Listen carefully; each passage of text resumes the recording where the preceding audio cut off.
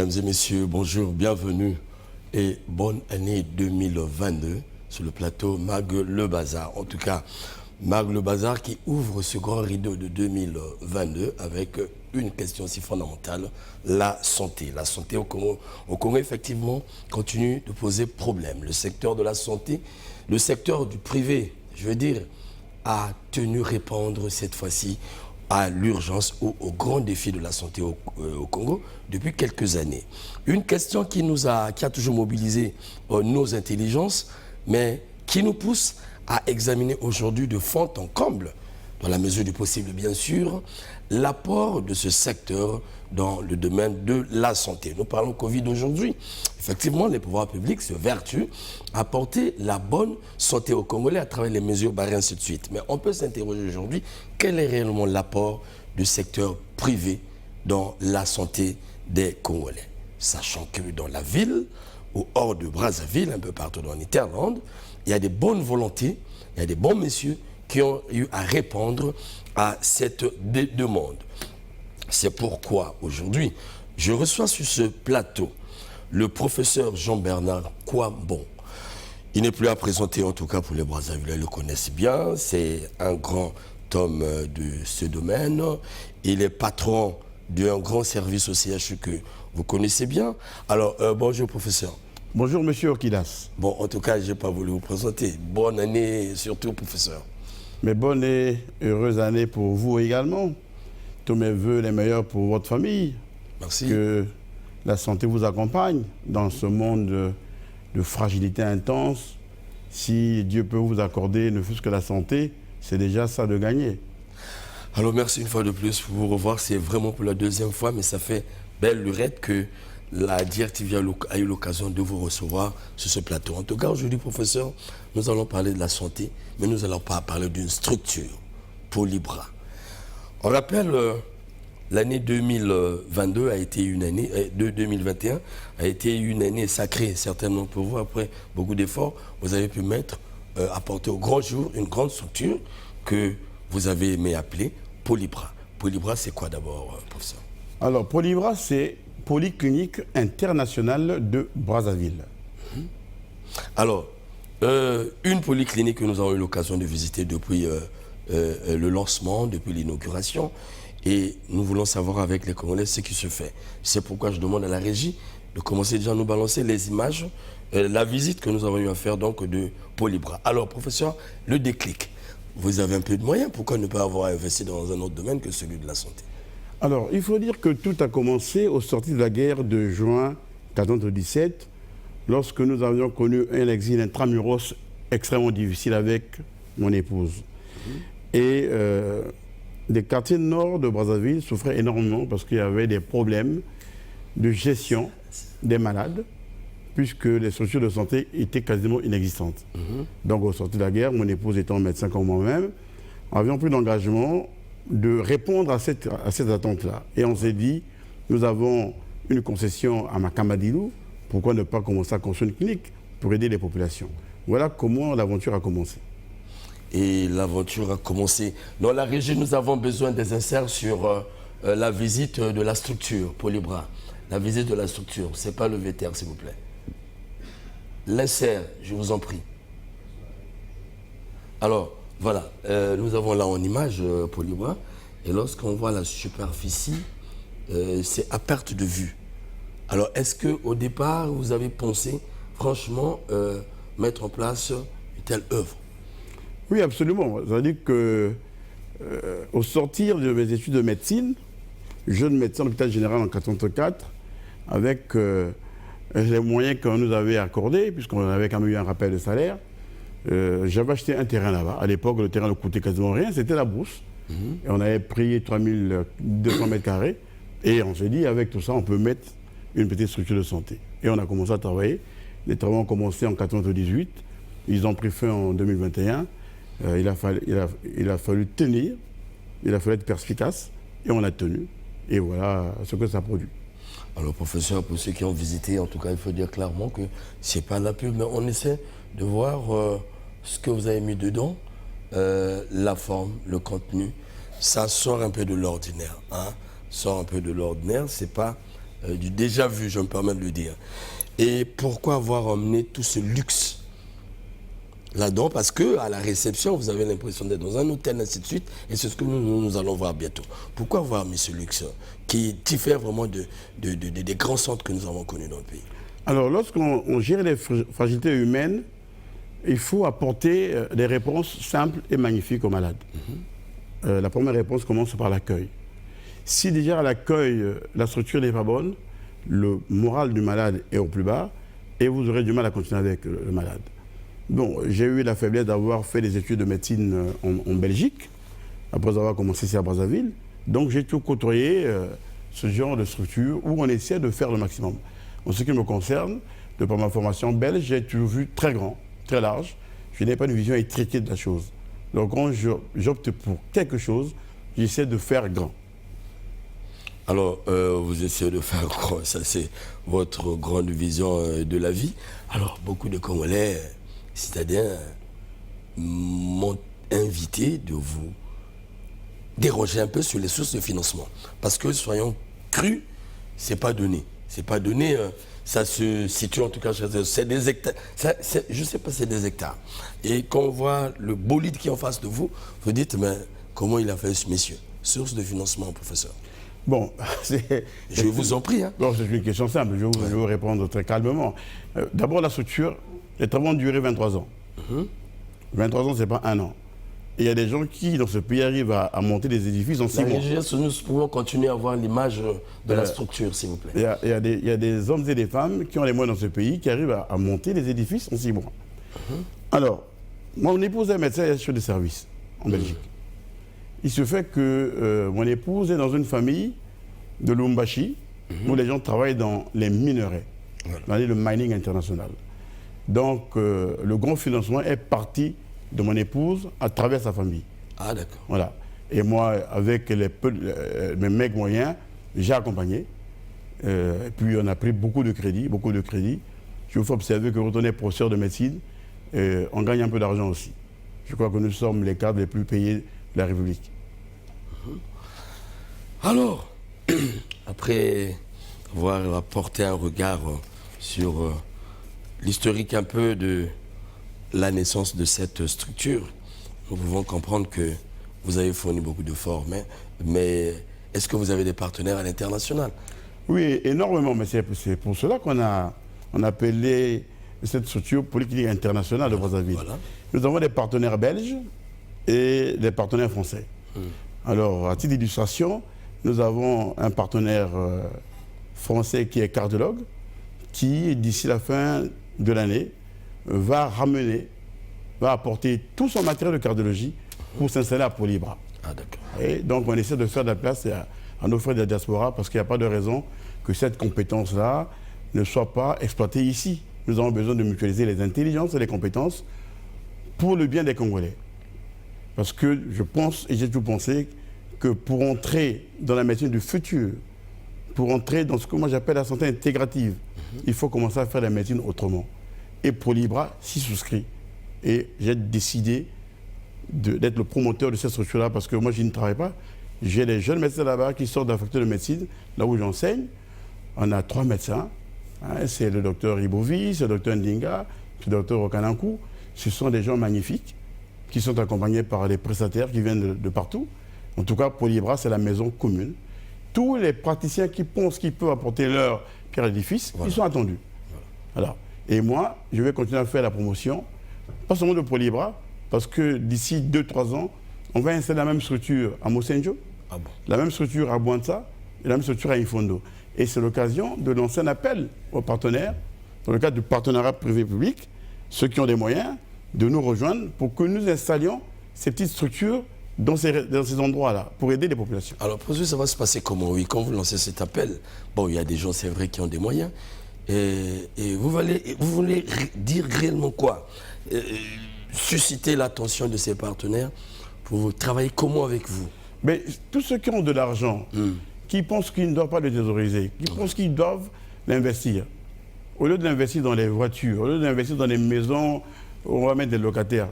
Je pense que c'est même un investissement stupide d'avoir beaucoup de maisons avec des locataires. Aujourd'hui, qui va payer un loyer de 200 000? Il y en a très peu. Alors, soit vous investissez dans l'agriculture, parce que c'est l'une des activités de demain de Colibra, une activité corollaire de Colibra. Soit vous investissez dans les hôpitaux. Vous venez, on crée des petites structures comme ça, viables, pour aider les populations. On accompagnera le gouvernement. Ah d'accord.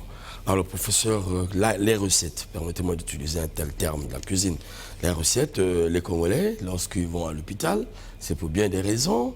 Ils vont dans tel ou tel service par rapport aux maux dont ils souffrent. Pour dire, qu'est-ce que vous réservez, quels sont les services que vous disposez là-bas, que vous pouvez mettre à la disposition des Congolais? Bon, alors, donc il y a déjà tout ce qui est laboratoire. Nous avons le laboratoire d'analyse biomédicale, où on fait toutes les analyses biomédicales. La régie, est-ce qu'on peut avoir les images du laboratoire? Nous avons le laboratoire d'anatomie pathologique, c'est-à-dire que là où on va étudier des tissus humains pour savoir si vous avez un cancer. Donc aujourd'hui, sur la place de Brazzaville, nous sommes les seuls à avoir ce laboratoire. C'est l'occasion de dire à tous nos collègues qui travaillent en chirurgie, soit à Makelekele, au CHU, en Combo, partout. Dès lors où ils ont opéré les malades, les pièces opératoires, on peut les envoyer en ANAPAT. Comme ça va nous aider à poser le diagnostic du cancer et prendre en charge les malades. Parce que quand on pose le diagnostic du cancer, les malades me sont envoyés au CHU et c'est là où je les prends en charge. Ah d'accord. Voilà. Alors... Donc en dehors de cela, on a un échographe avec 5 sondes. On a une maternité, j'espère que vous allez montrer la maternité. On essaie de faire au mieux pour aider les populations de ces quartiers un peu reculés d'accéder à ces soins-là à des coûts relativement bas, puisqu'on tient également compte de la poche des Congolais. Vous voyez, donc vous avez là, ça c'est le laboratoire d'analyse biomédicale qui est tenu par un jeune Congolais que nous avons été déniché au Burkina Faso. Oui. Voilà, qui a une compétence avérée. Et là, vous avez le laboratoire d'anatomie pathologique. Voyez, c'est là où on va poser un site du cancer. Ah bon? Voilà. Et nous avons une unité de dépistage des cancers. C'est même l'occasion de demander à toutes les personnes qui veulent partir au dépistage d'y aller. Surtout les dames à partir de 25 ans. On peut faire soit des frottis cervico-vaginaux qui seront lus par les pathologistes, soit de la colposcopie qui sera faite par un de mes assistants qui est là-bas à Colibra. Alors, professeur, effectivement, nous sommes, chers téléspectateurs, à la découverte de cette clinique, à votre demande surtout, à votre demande. Alors, professeur, est-ce que vous avez le personnel habilité? Je sais pourquoi je pose cette question. Vous êtes un doyen dans le domaine de la santé, vous êtes un expert dans ce domaine. Vous connaissez la vie de l'hôpital congolaise. Et quand vous avez un tel matériel, quand vous avez une telle structure, est-ce que vous avez tenu compte de la qualité du personnel travailleur? Je sais pourquoi je le dis, vous savez pourquoi. Alors, lorsque j'ai engagé cette structure, parce que je n'y travaille pas, j'ai demandé que ne soit recruté que du monde compétent. Vous connaissez ma rigueur, je suis quelqu'un d'extrêmement exigeant. Et comme tout le monde est encore à l'essai, si votre essai est probant, on vous conservera. S'il n'est pas probant, les animateurs de la Colibra décideront. Mais je considère que jusque-là, les échos qui me reviennent sont favorables, puisque et le personnel infirmier et le personnel médical s'emploient à administrer les meilleurs soins possibles qui soient. Donc je crois que ces jeunes hommes et femmes qui sont là-bas font du bon travail. Et qu'en est-il du Covid chez vous? Est-ce que vous avez une unité là-bas? Alors, on n'a pas une unité Covid, mais par contre, on a voulu participer à la lutte contre le Covid-19. Moi, je préfère toujours dire Covid-19 au lieu de la Covid-19. Donc, nous avons sollicité que soit implantée une unité de vaccination et on vaccine les Congolais contre le Covid-19 à Colibra. Je crois qu'à ce jour, nous sommes à près de 250 vaccinés. En fait, on veut accompagner le gouvernement dans la lutte contre le Covid-19. D'accord. Avant de continuer, nous allons suivre le VTR sur comment on appelle ça? L'accouchement, ou encore vous avez des termes appropriés. Parce que les femmes veulent savoir comment ça se passe chez vous là-bas. Voilà. Vous avez tout un service pour les femmes. Oui. Il y a une unité, enfin il y a un bloc d'accouchement, oui. Il y a deux box pour pour le travail et puis le box pour l'accouchement. Mais ça, il suffit de se rendre à Polyébra et aller rencontrer les sages-femmes qui vous feront visiter la structure. Je crois que c'est une très belle structure. C'est mon épouse qui a pensé qu'il fallait développer cette structure-là parce qu'elle a essayé de visiter les structures où les femmes accouchent. Elle a été ébranlée par cela. Elle a dit non, on va essayer de mettre en place quelque chose de bien pour que les dames accouchent dans des conditions magnifiques. Je crois que Polyébra a une belle structure, une belle maternité. Puis les gens peuvent aller visiter. Hein. Je crois qu'il n'y a pas beaucoup de commentaires. Et on accouche à moindre coût. Voilà. On essaie de rendre accessible l'accouchement. C'est-à-dire que très bon plateau, mais à moindre coût. C'est ce que nous allons suivre avec la régie. Nous allons suivre le vétérinaire de la dame qui s'en occupe.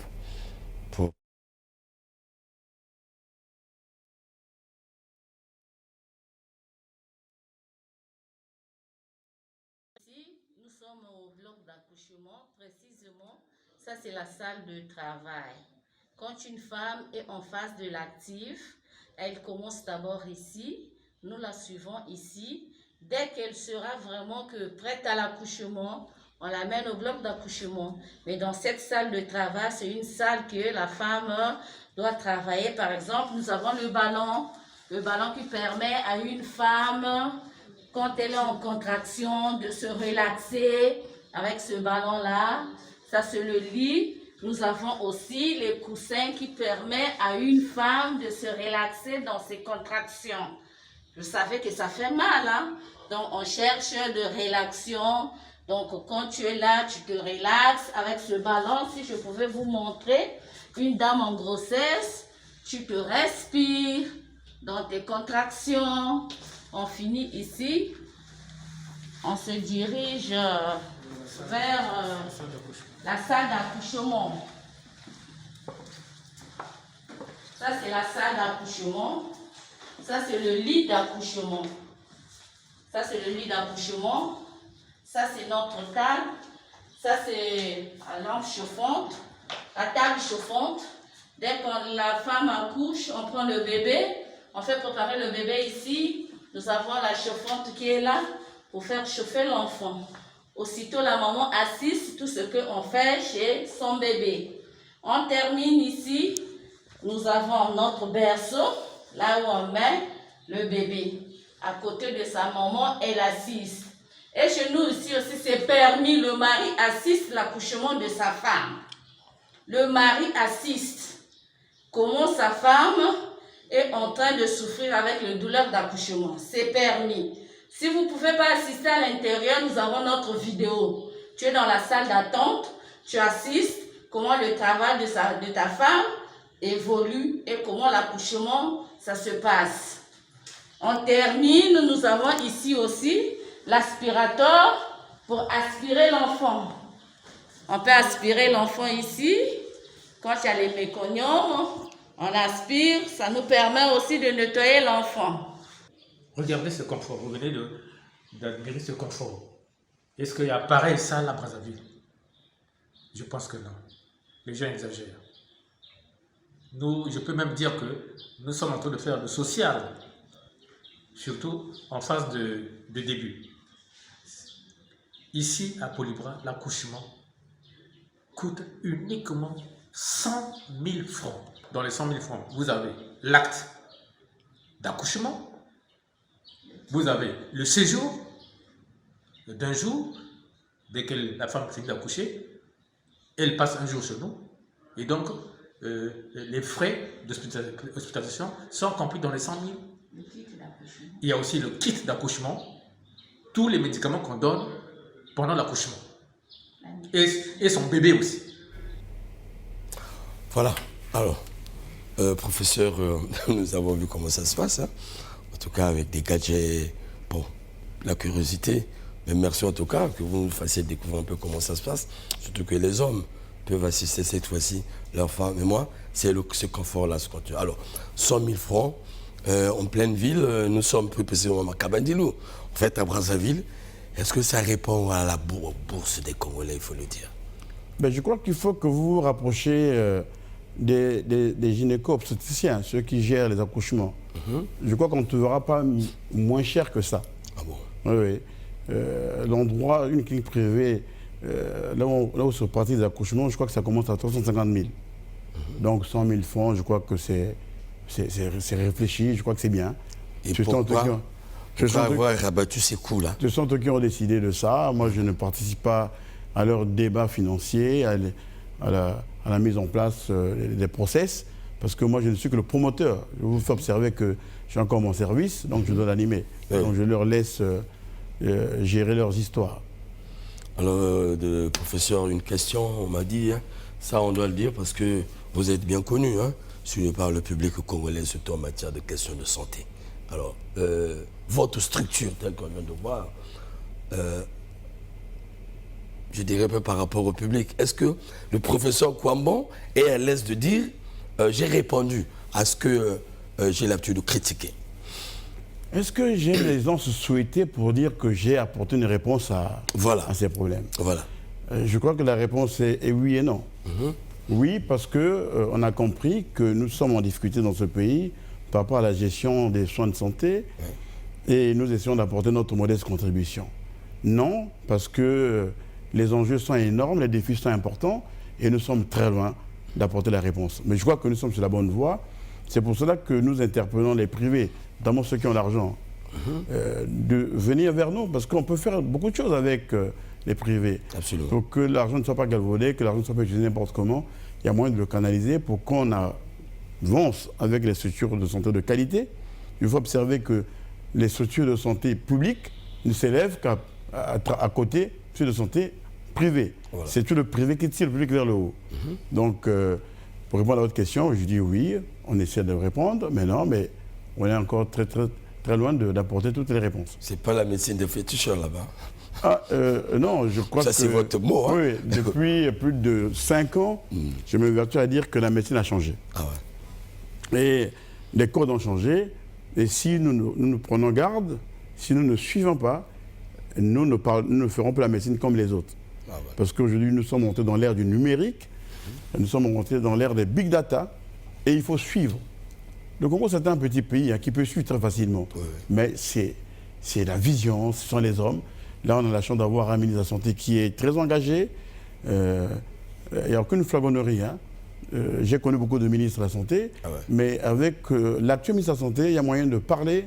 Il est très à l'écoute. Vous semblez être plus à l'aise, plus tranquille. Oui, oui. Bon, vous connaissez mon tempérament, donc je ne suis pas dans la langue de bois. Moi, je parle cash, mais je me sens en phase avec notre ministre de la Santé. Parce qu'il répond, il apporte des réponses à nos problèmes. Vous voyez, nous sommes là au CHU. Il fut un moment où j'avais milité pour qu'on dégage les Canadiens qui sont venus nous escroquer ici. Et là, à la tête du CHU, on a installé un des nôtres, le professeur Thierry Gombe, et nous l'accompagnons. Si on nous donne par extraordinaire un peu de moyens, vous allez voir ce que nous allons faire au CHU. Vous allez regretter d'avoir connu les Canadiens dans ce pays. Vous êtes trop. Parce que les Canadiens, c'était une vaste imposture. C'était même une escroquerie. J'ai même honte d'évoquer ça. Comment peut-on aller chercher des gens comme ça? Est-ce que vous savez que le DG canadien, qui a mon âge, a terminé la médecine il y a 2 ans? Comment il a fait? Moi, j'ai fait la médecine en 83, lui, il fait la médecine en 2019. Il y a un problème. Ah bon? Et au lieu d'aller faire la médecine, au lieu de la faire au Canada, il allait la faire à Cuba. Alors, mais tout ça, ce sont des parcours sinueux, pour ne pas dire tortueux. Vous voyez? Mais là, on a mis à la tête du CHU un cadre congolais, un brave monsieur, nous sommes à ses côtés, chez le service, on attend qu'on nous donne un peu de subvention et nous allons changer les choses au CHU. Vous confirmez ses compétences, c'est ça? Oui, bien sûr, bien sûr. Non, ça ne fait aucun doute. Moi, je ne m'associe pas... Vous savez, l'idiotie me révulse. Ah oui. Moi, j'ai essayé de développer un concept qu'on appelle la licenciée intellectuelle, parce que je ne vois pas ce que je peux faire avec des hommes bêtes. Je ne comprends pas que quelqu'un soit bête. On a été à l'école tous dans ce pays. Voilà. Donc on doit avoir un peu du jus. Mais comment fait-on pour ne pas comprendre les choses? C'est très difficile. Là, on a un ministre qui nous accompagne, on a un DG qui est en phase avec nous. Alors on attend un peu d'argent du gouvernement. Je sais que le gouvernement m'écoute. On va certainement l'avoir. Et puis vous allez voir, en 6 mois, on va commencer à changer l'image du CHU. Mais en tout cas, c'est très positif pour ceux qui vous suivent. Parce que quand j'ai lancé, je ne vous cache pas, une révélation, quand j'ai lancé l'information que je devais vous recevoir, ça allait dans tous les sens. Je dis, mais en tout cas, il est direct, ton invité, il parle crânement et crûment des questions de santé. Alors, quel est son regard sur le nouveau ministre? J'en sais quelque chose, vous en savez. Et quel est son regard sur le nouveau DG, en tout cas du CHU? Finalement, est-ce qu'à dire que vous êtes trop patriotique? Et vous êtes trop patriote, c'est ça? Je ne sais pas si c'est être patriote que de dénoncer la supercherie des Canadiens. Encore une fois, je réitère que c'était une escroquerie. Il faut que le gouvernement regarde ce qui s'est passé avec ces gens-là. Ils ont fait quoi avec tous ces milliards qu'ils ont eus? Vous savez qu'avec 1 milliard, nous, on peut commencer à refaire notre plateau technique. Hein. Ouais. C'est pas difficile. Hein. Avec Thierry Gombe, si vous avez 1 milliard là, et nous sommes là, on est tous regardants, on va avancer. Hein. On peut même se permettre d'associer le ministre, pour dire, monsieur le ministre, venez regarder ce que nous faisons avec le peu que vous nous avez donné. En tout cas. Voilà. Notre deal aujourd'hui, c'est comment faire avec le peu d'argent que nous allons avoir pour remettre la santé au CHU de Brazzaville. Parce que c'est une institution trop décriée. Tous les grands cadres de la santé sont là-bas. Les patrons de médecins sont là-bas. Les formateurs sont là-bas. C'est nous qui formons les médecins. Et ils sont formés là au CHU. Alors il n'y a pas de raison que nous n'ayons pas une structure magnifique. Franchement. Et nous allons nous employer pour qu'avec le peu d'argent que nous aurons, que le CHU redore son blason et que ça redevienne un très grand hôpital. Et moi j'ai confiance. Vous savez, monsieur Kilas, nos pères, des Bouramoé et des Tuangaporo, sont partis, nous ont légué un instrument. Nous sommes tous en train de partir, les anciens, parce qu'on doit laisser la maison aux jeunes. Voilà. Mais laissons quelque chose à nos jeunes. Pas partir comme ça et se satisfaire de la leçon nous en faire du CHU. Ce n'est pas possible. Nous avons l'obligation d'apporter la réparation avant de quitter les lieux. Et nous allons le faire. Le président venait d'inaugurer un grand centre en Congo. Qu'est-ce que vous en dites? Mais c'est très bien. Parce que les quartiers nord de Brazzaville sont des quartiers enclavés. Ouais. Vous voyez, quelqu'un qui est malade à Djiri ou à Igné, pour arriver à Telangaï, c'est dur. Hein. Là, il peut arriver en Congo. Mais un Congo à côté de lui, peut-être de Djiri à côté de lui, une petite structure privée. Oui. Donc, cette structure privée s'appuiera sur Congo pour des choses un peu plus complexes. Absolument. Donc, il y a un partenariat qui s'établit. Là, j'ai même appris qu'on commence à prendre des prélèvements, des pièces opératoires qu'on envoie à la polyvalente pour un appart. Mais c'est comme ça qu'il faut travailler. Ah oui. Personne n'a science refuse. Hein. Il faut travailler ensemble. Aujourd'hui, il est intérêt de faire la médecine seule. Quelqu'un qui est en Congo a le droit, même le devoir, d'interpeller le médecin qui est à Makamadilou, enfin à la Polybra, s'il a une compétence avérée. La même chose peut se faire par le médecin qui est à la Polybra. On pose la question au médecin qui est en Congo. Pourquoi pas au CHU? Aujourd'hui, nous avons des outils magnifiques hein, de communication. On a un vecteur formidable, c'est le WhatsApp. Donc on peut facilement communiquer. Est-ce que vous avez ce partenariat avec vos collègues du privé, du genre Sécurex et les autres? Bon, je crois que les animateurs de Polybra sont en train d'y réfléchir, mais c'est une obligation. Il faut mutualiser les compétences, mutualiser les efforts. Là où on ne peut pas faire un examen, on peut aller le faire chez les voisins, chez des collègues. Hein? Il ne faut pas cadenasser la médecine, il faut l'ouvrir. En tout cas. Voilà. En tout cas, prochainement, en passant, salut, beaucoup de salutations au docteur Ovaga qui fournit les efforts dans le même sens, certainement.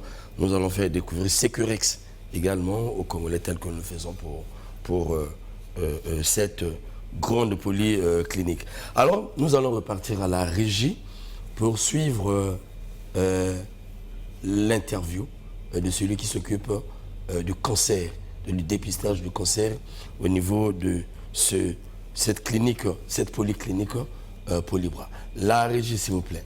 VTR.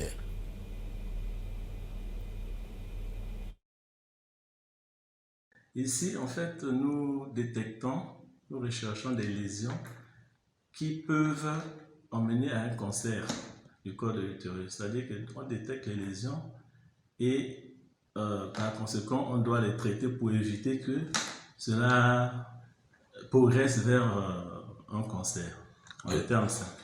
En fait, le dépistage, c'est une étape de la prévention secondaire. Alors, qu'est-ce que nous faisons? La dame arrive, elle se présente et on la met dans les conditions, c'est-à-dire qu'elle,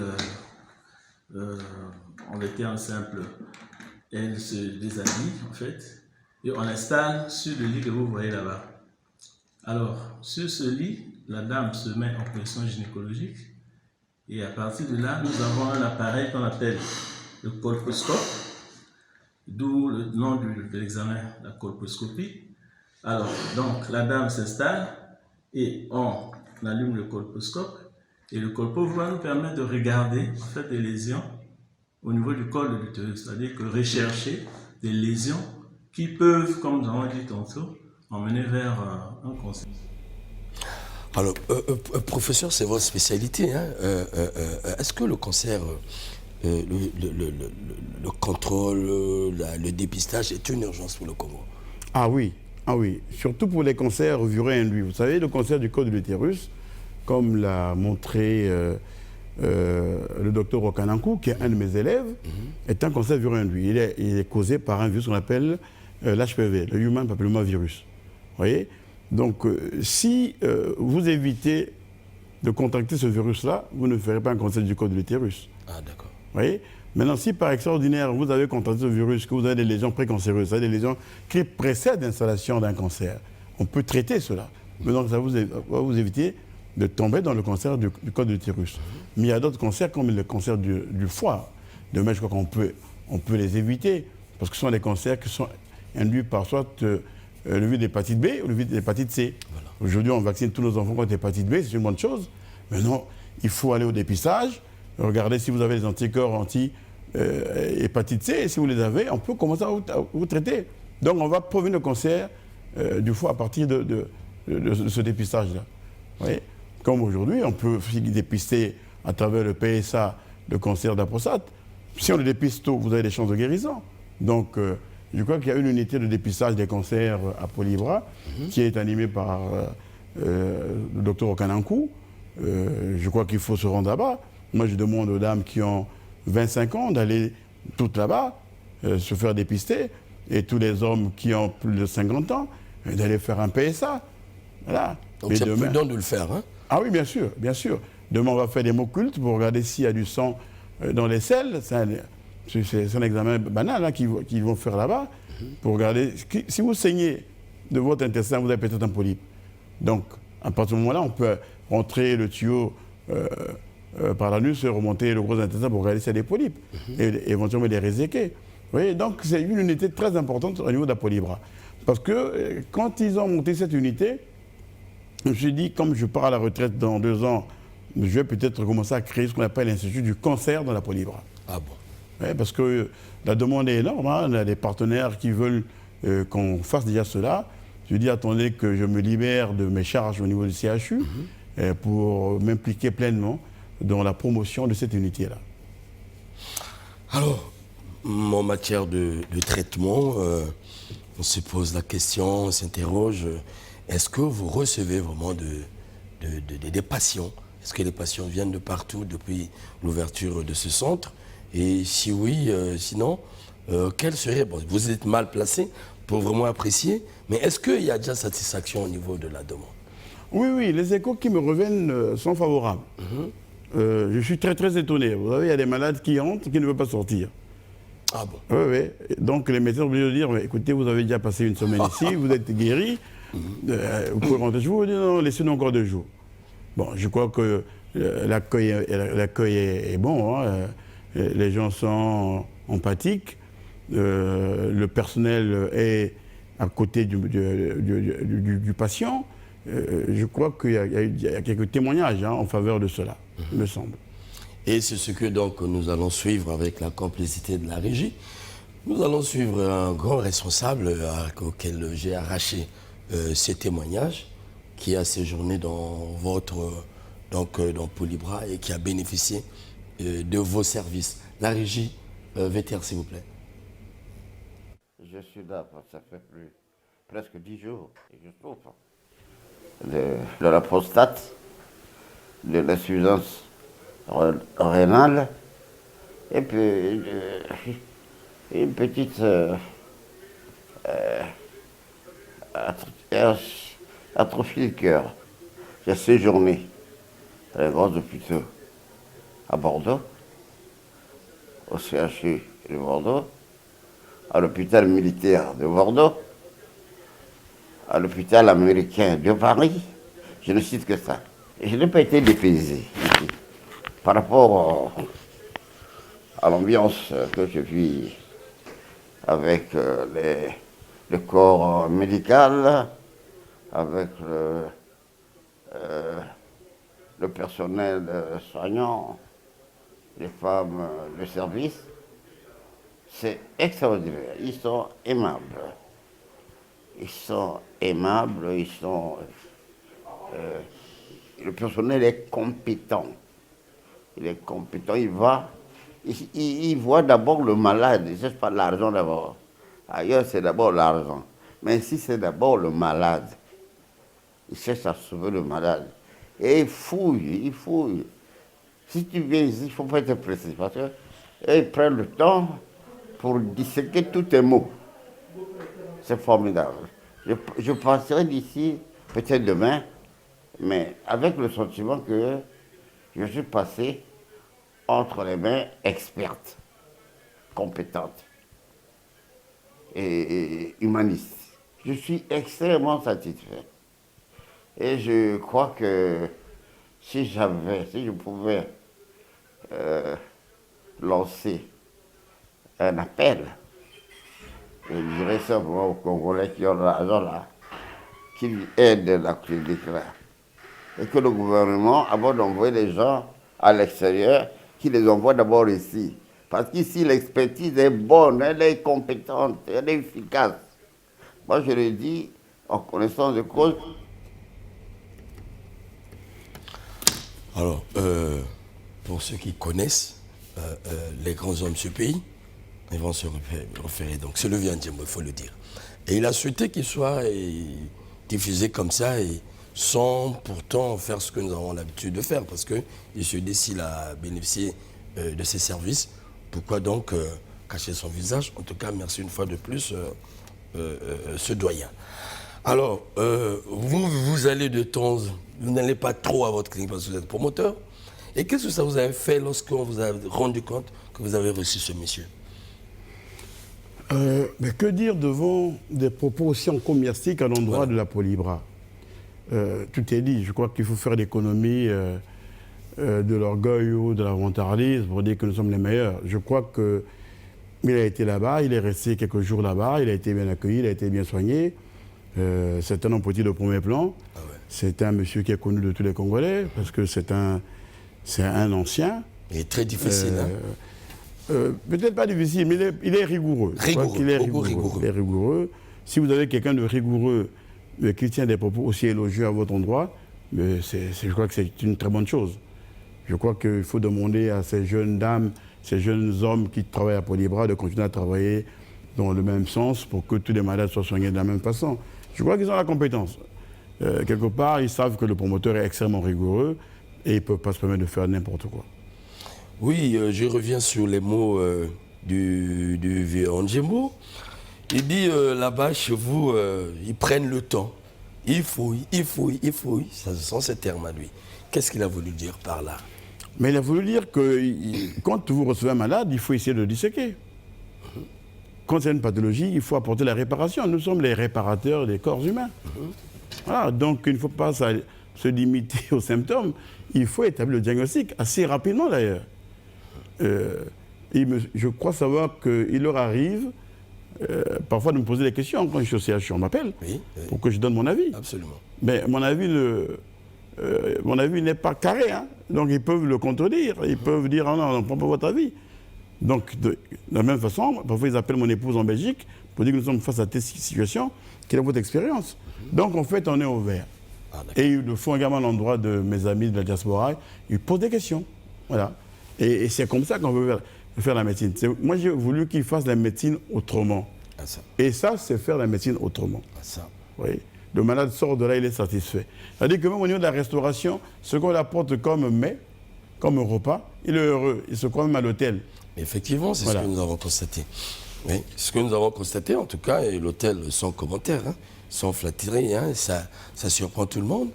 La salle d'attente chez vous, c'est comme on était dans le hall, on était dans le salon d'un grand hôtel de luxe, et puis on constate qu'il y a des buffets dedans, et ainsi de suite. Bon, je sais que vous allez vous le faire à la européenne. Alors, il a parlé également des évacuations sanitaires. Le souhait de ce malade qui a expérimenté vos services, c'est qu'avant qu'on envoie par exemple, parce que le Congo est spécialiste dans ce domaine, il faut le dire, hein, il y a trop d'avions médicalisés chez nous, à tout moment, quelqu'un tombe, ça va, ça fait beaucoup d'argent, ainsi de suite, nous avons vu avec le Covid. Bon, c'est des unités privées comme les vôtres, et puis il y a aussi chez M. Ovaga, on a vu, qui prennent en charge souvent ces responsables, et quelques temps après, ils s'en vont. Mais lui, il pense que on pouvait compter sur ces structures-là, sur ces structures privées, par rapport à ce qu'il vient de dire. Je pense qu'il faut que ces derniers passent d'abord par ces structures, la vôtre, telle qu'il a dit, avant de l'évacuer en Europe. Est-ce que vous avez les moyens vraiment de votre politique pour prendre Non, je crois qu'il faut regarder le problème autrement. Nos structures, dans des conditions normales, ne peuvent pas égaler le CHU. Dans le cas de la référence, nos structures doivent référer les malades les plus difficiles, les plus compliqués au CHU. C'est parce qu'aujourd'hui, le CHU est dans un état évanescent. Mais nous allons renaître de nos cendres. C'est évident. Vous voyez. Donc, ce que fait Jean-Daniel Ovaga, qui est mon petit frère, vous savez, on était à la même faculté. Moi, j'ai fini peut-être 5 ou 7 avant lui. Très tôt, il est entré dans le privé. Et il fait très bien. Il fait très bien. Mais il faut qu'il y ait beaucoup d'individus capables de faire la même chose. Et c'est ce qu'il a toujours dit aussi. Et comme je le dis, c'est le privé qui va booster le public. Ah, voilà. Si le privé fait très bien et que le public est à la traîne, le public n'a pas d'autre choix que de s'élever. Et nous, on va prendre part à l'amélioration de la qualité des soins dans ce pays. Il est vrai qu'on n'arrêtera jamais les urgences sanitaires, parce qu'on n'aura pas tout le grand plateau technique qu'il faut. Voilà. Vous voyez. Donc, il faut que nous nous battions les uns les autres pour installer le minimum pour que nous limitions les évacuations sanitaires.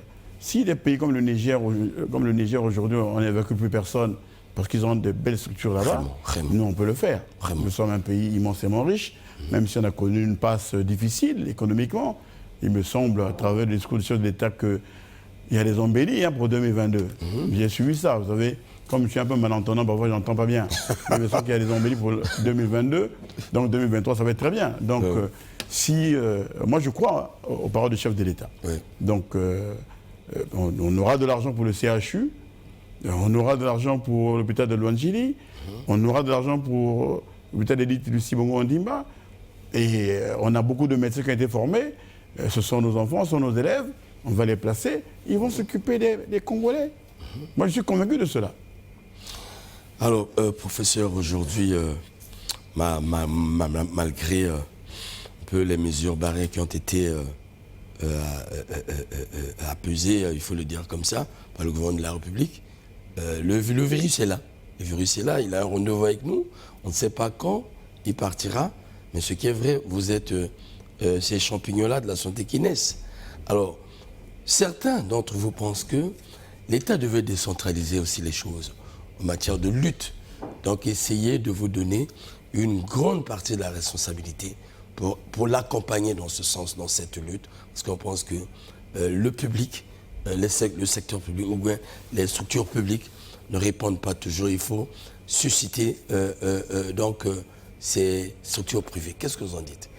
Alors, l'arrivée du nouveau ministre est une excellente chose.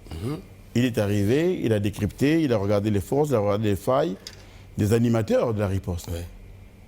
Et je crois savoir qu'il a eu à nommer, il n'y a pas très longtemps, 3 hommes de premier plan pour gérer le laboratoire, gérer l'épidémiologie, gérer les traitements.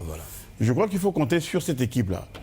Parmi ce monde-là, bon, il y a le professeur Moukassa, qui est un ami, un frère, qui a une compétence avérée, le colonel Nyanga, de la garde républicaine, qui est un bon médecin. Très calé, hein. Et puis il y a le professeur Osibi Ibarra, qui est un de mes petits frères au CHU, qui est le chef de service de maladies infectieuses. Je vois que Rien que cette équipe-là va nous permettre d'avancer. Ah bon, je crois qu'on a même commencé à décentraliser la riposte, puisqu'il est question qu'on installe des petits laboratoires pour faire les tests PCR à gauche et à droite. Voilà. Déjà, le fait de décentraliser la vaccination est une bonne chose.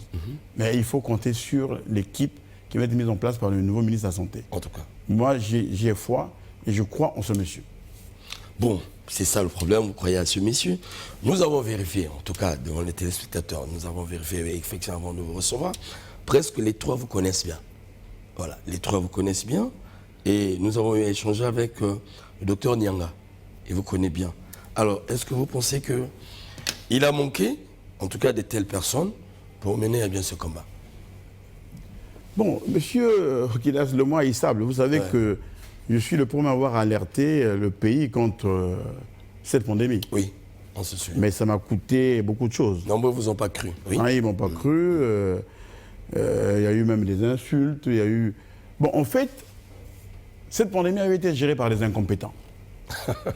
Je le dis, on n'a pas dit la vérité au chef de l'État. On est dans la science, oui. On n'a pas... Vous savez, le discours politique doit s'adosser sur le discours scientifique, et pas le contraire. Absolument. Donc on a eu comme les charlatans qui n'ont rien compris, et nombreux ne comprennent rien encore à cette pandémie-là. Mais pour votre information, j'ai écrit un verbatim qui va certainement être publié là en 2022 sur le vécu quotidien qui était le mien par rapport au Covid. Quand j'étais en confinement en Belgique. Et là-dedans, il y a des dates, c'est un verbatim, vous allez le lire. Et comme je viens également d'écrire un bouquin sur le Covid, parce que moi, j'ai été atteint de Covid. J'ai passé 14 jours à Léono sous oxygène. Vous voyez? Et ce que j'ai vécu là-bas, il y a quand même qui sait. Je me suis dit, mais comment est-ce qu'on a pu mettre autant d'argent pour permettre aux Congolais d'accéder aux soins de qualité et de vivre ça? Je me dis, mais c'est une supercherie. Je crois que c'est vous le spécialiste. Je me dis, c'est une supercherie, c'est même une escroquerie. Vous voyez? Et avec l'arrivée du nouveau ministre, les choses sont en train de se décompter. Je crois qu'on est dans une belle dynamique. Je crois qu'il faut l'accompagner. Pas de mauvaise foi. Ce qui a été fait hier, à mon avis, a été mal fait. Et aujourd'hui, on rattrape les choses, on essaie de le faire bien. Merci bien, Marc Le Bazar, un témoignage avec le docteur Ndinga. Nous avons eu le temps d'échanger pour votre gouverne. Il nous a beaucoup inspiré. Je le dis clairement, quand quelqu'un mérite ce qu'il mérite, il faut le dire. Il nous a beaucoup inspiré. Il a aidé beaucoup de journalistes à comprendre ce qu'était le Covid. Et chaque fois, on faisait recours à lui, un monsieur très ouvert, très ouvert. Je me souviens encore que, paix à son âme, l'ancien Premier ministre avait voulu voir ce monsieur-là dans ce groupe de lutte. Il y avait une consigne, il devait prendre part. Mais malheureusement, faute de la mauvaise foi des gens, je le dis bien, voilà une compétence qu'on avait mis à côté. Chapeau, monsieur le ministre. Parce que nous avons eu à écouter beaucoup ce monsieur.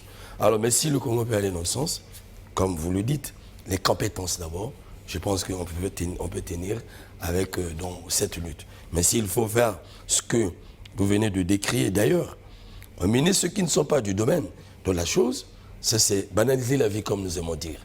Parce que la science reste la science. Alors, professeur, nous allons chuter, nous allons boucler la boucle de notre émission. Alors, pour terminer, nous avons visité votre structure en passant, nous avons partagé aux Congolais votre expérience, tout ce que vous avez eu à faire.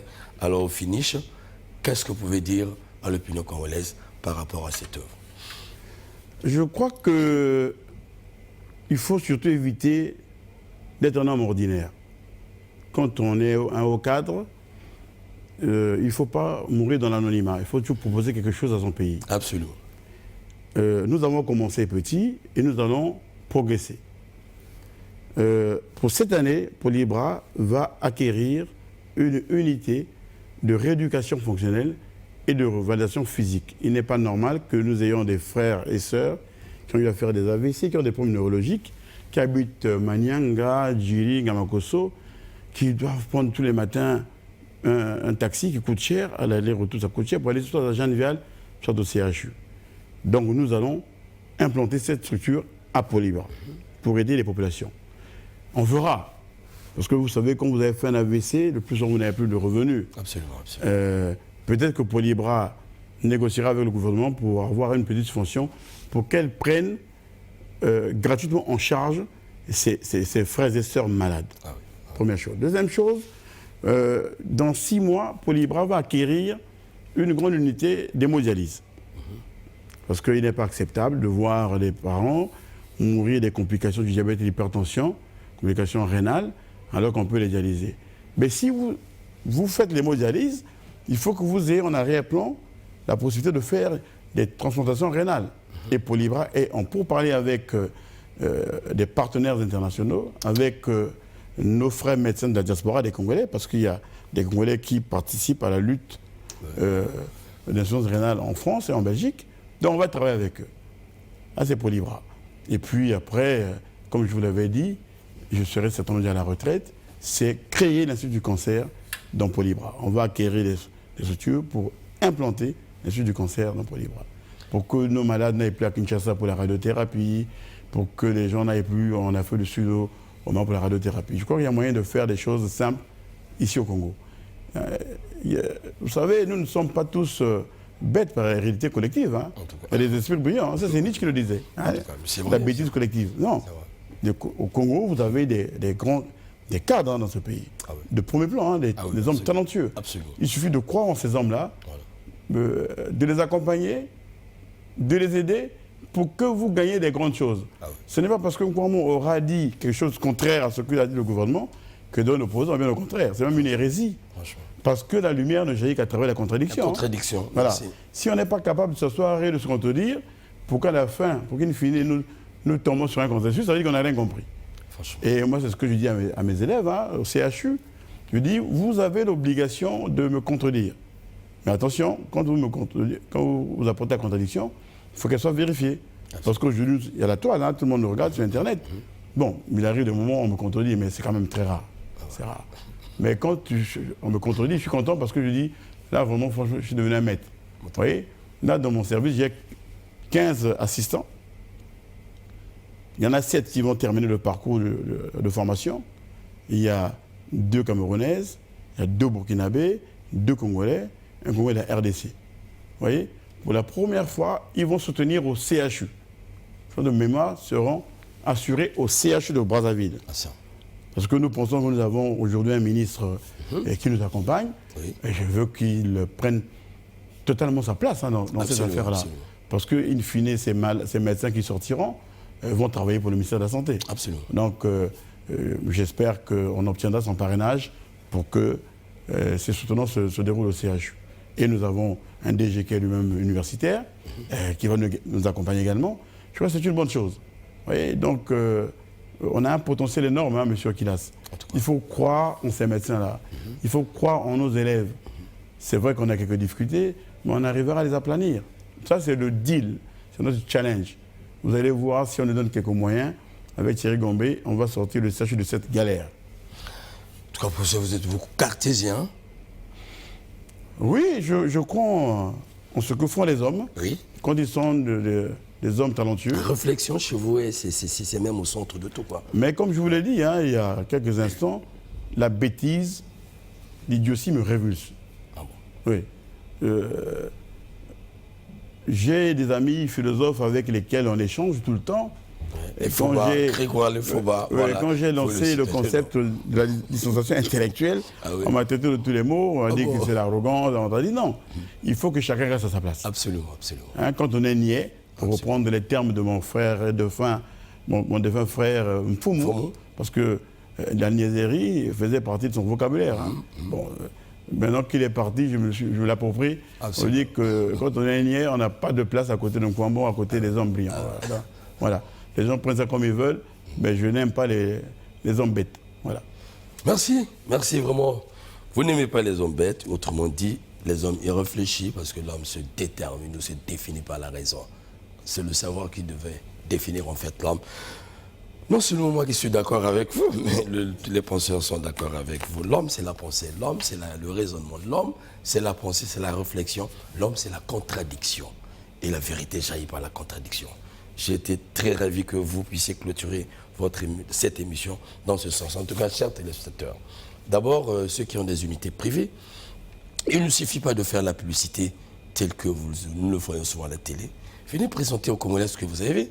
Venez vivre cet affront des idées pour nous démontrer combien vous êtes capable de participer donc à ce grand défi de la santé au Congo, parce qu'il ne suffit pas de dire que j'ai une structure, mais venez franchement qu'on affronte les méninges, voilà, pour essayer de voir ce que vous êtes capable, tel qu'a fait le professeur Kouambo. Au reste, en tout cas, je vous suis très reconnaissant de rester fidèle donc à nos programmes. C'était donc l'échange entre moi, Mag Le Bazar, et le professeur Jean-Bernard Kouambo sur cette structure qu'il a voulu appeler Polybras, située à Makabadiro. Au revoir et bonne santé lorsque vous reviendrez. Vous allez visiter là-bas. Merci.